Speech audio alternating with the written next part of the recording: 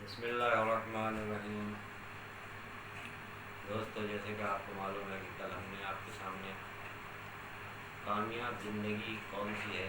زندگی کو کامیاب زندگی کہا جاتا ہے، اس کے بارے میں مولا کائنات علی بن ابی طالب علیہ السلام کی اس قول کو نقل کیا تھا کہ جس میں مولا فرماتے ہیں کہ انسان کی کامیابی، انسان کی بلندی، انسان کی کامرانی اگر ہے تو وہ اس چیز میں ہے جو انسان اچھی چیز اپنے نفس میں انجام دیتا ہے۔ ہر انسان کی قیمت اس کا وہ عمل ہے جو وہ انسان عمل انجام دیتا ہے۔ اور بھی مولا کائنات نے فرمایا، اور آج جیسے کہ آپ کو معلوم ہے کہ آخری شب قدر ہے، جسے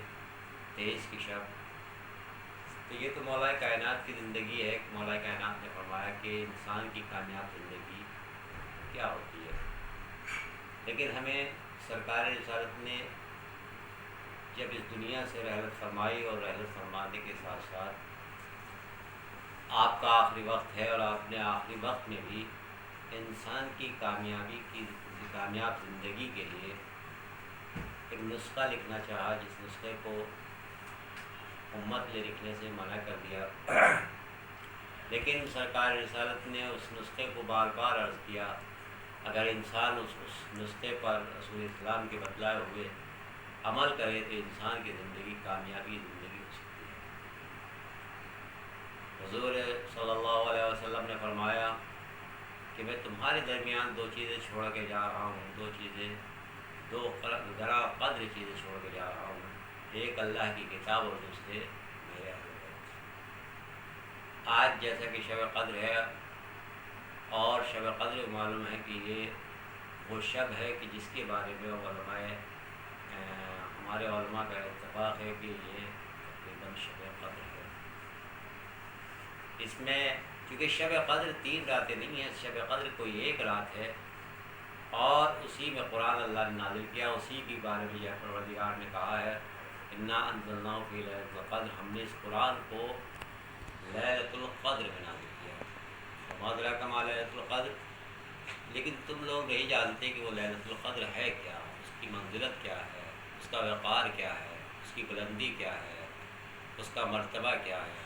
یعنی انسان لیلۃ القدر کی منزلت کو نہیں۔ تو پھر پروردگار عالم اگر یہی بات ہو جاتی تو ہم نہ جان پاتے کہ وہ لیلۃ القدر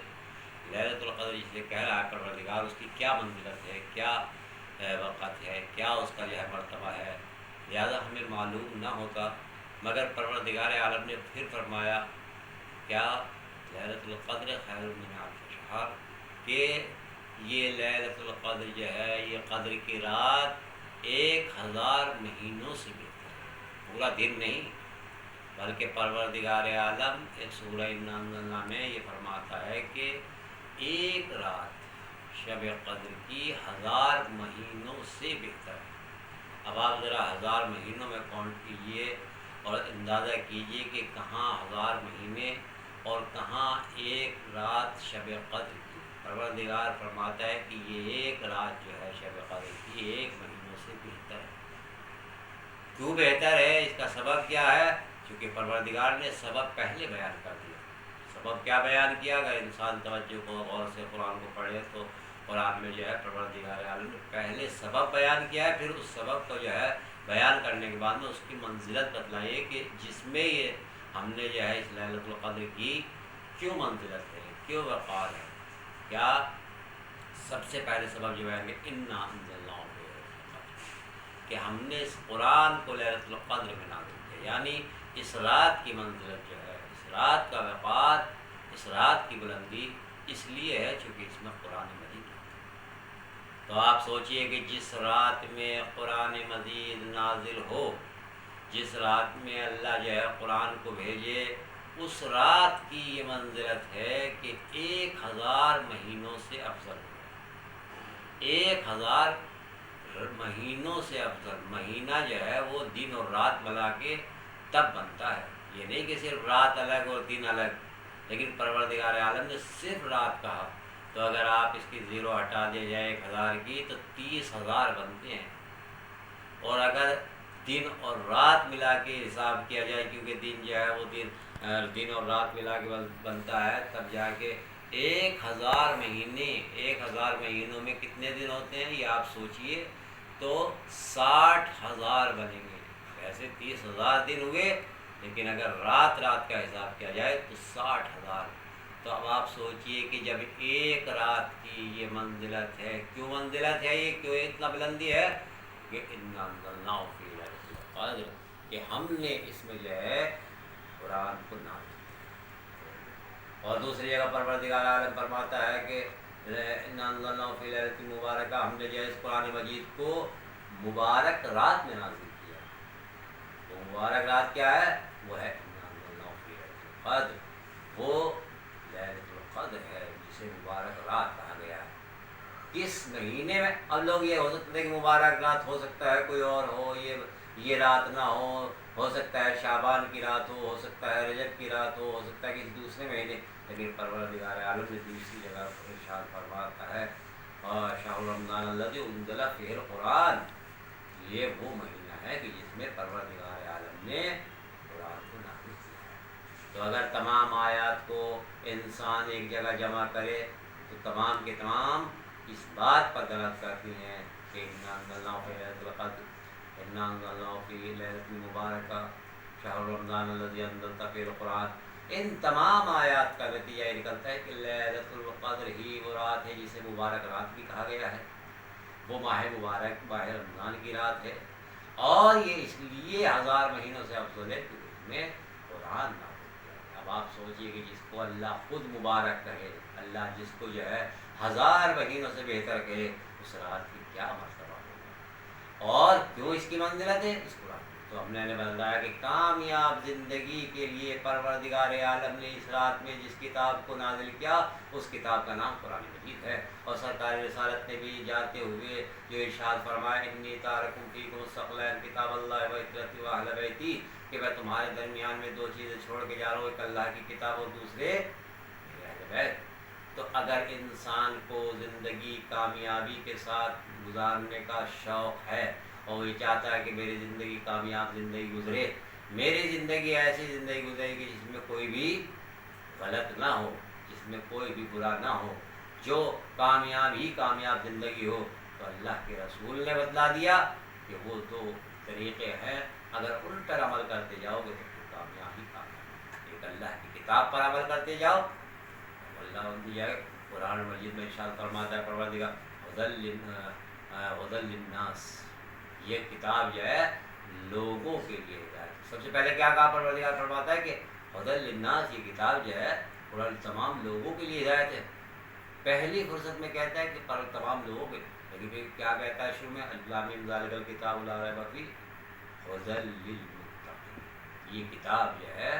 متقین کے لیے۔ کہا یہ ہدایت کرنے سب کو آئی ہے، یہ قرآن جو ہے کسی ایک فرقے، ایک مذہب، ایک انسان، ایک اس کے لیے نہیں آیا ہے، بلکہ یہ پوری انسانیت کے لیے ہدایت کرنے کے لیے آیا تھا، پوری انسانیت کو سبق سکھانے کے لیے آیا تھا، پوری انسانیت کو راہ مستقیم پر لانے کے لیے۔ مگر اس سے ہدایت جو حاصل کرتا ہے وہ صرف متقین،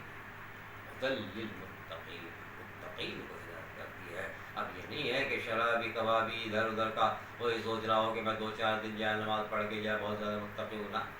متقی کی صفات اگر دیکھنا ہے تو مولا کائنات مولا متقیان کا اس خطبہ حمام کو نظر کیا جائے، جو امام علیہ السلام نے نہج البلاغہ میں خطبہ حمام کے نام سے یہ خطبہ ارشاد فرمایا ہے، اور اس میں جو ہے متقین کی صفات ہے۔ ہمارے اندر تو بہرحال وہ صفات ابھی تک نہیں، کوشش کرنی چاہیے۔ تو لہٰذا انسان کی کامیاب زندگی کے لیے یا تو کتاب الہی ہے جسے قرآن مجید کہا جاتا ہے، یا سیرت اہل بیت علیہ السلام، اور ایک سیرت کا ذکر جو ہے رسول اللہ نے فرمایا کہ دیکھو مجھے دیکھتے جاؤ اور ان کو دیکھتے جاؤ، میری سیرت کو سمجھتے جاؤ۔ مثلا لیکن قرآن مجید کہتا ہے لقد کان فی رسول اللہ اسوۃ حسنہ، تمہارے لیے رسول کی سیرت میں اسوہ حسنہ ہے۔ یہ تو قرآن نے مجید کیا، مگر اس سیرت کو آج بتلائے کون، اس سیرت کو ہم سمجھے کیسے؟ وہ صرف اور یہ آپ نے دیکھا ہوگا کہ انسان اپنی ایک نسل کی ذمہ داری نہیں لے پاتا، مطلب اگر ایک باپ ہے تو بیٹے کی ذمہ داری بہت مشکل لے پاتا ہے کہ میرے جیسا ہوگا ہے. اگر بیٹے کی لے بھی لے بہت کوشش کرنے کا تو پوتے کی نہیں لے سکتا, پوتے کی لے بھی لے تو اس کے بیٹے کی نہیں لے سکتا. مگر سرکار رسالت نے اپنی نسل کی ذمہ داری ایک کی نہیں بلکہ آنے والی قیامت تک کی اس نسل کی ذمہ داری لے لی جسے امامت دی گئی ہے. اس کا آج بھی ایک فرزند پردہ غیب میں ہے, اور اس کی سیرت جب آئے گی تو وہی سیرت ہوگی جو سرکار کی سیرت تھی, وہی کردار ہوگا جو سرکار کا کردار تھا. ہر زمانے میں دشمنوں نے بہت آزمایا کہ اپنی سیرت سے الگ ہو جائے, مگر ان کی سیرت رسول کی سیرت سے الگ نہیں ہوئی. آج ہمیں بھی اگر کامیاب زندگی گزارنے کا شوق ہے, اگر آج ہمیں بھی اپنی زندگی کو کامیاب زندگی بنانے کا شوق ہے, تو پھر ہمیں چاہیے کہ ہم اس کامیاب زندگی کو بنانے کے لیے قرآن اور اہل بیت کے دامن کو جو ہے سے متمسک ہو جائے, تاکہ ہماری زندگی کامیاب زندگی صرف کہنے سے نہیں عملی زندگی جو ہے ہماری اہل بیت کے ساتھ ہو. ہمیں اللہ توفیق دے اس شب قدر میں کہ ہم جو ہے زیادہ سے زیادہ اعمال خیر انجام دے سکیں, پروردگار سے جو ہے راز و نیاز کر سکیں, اور پروردگار ہمیں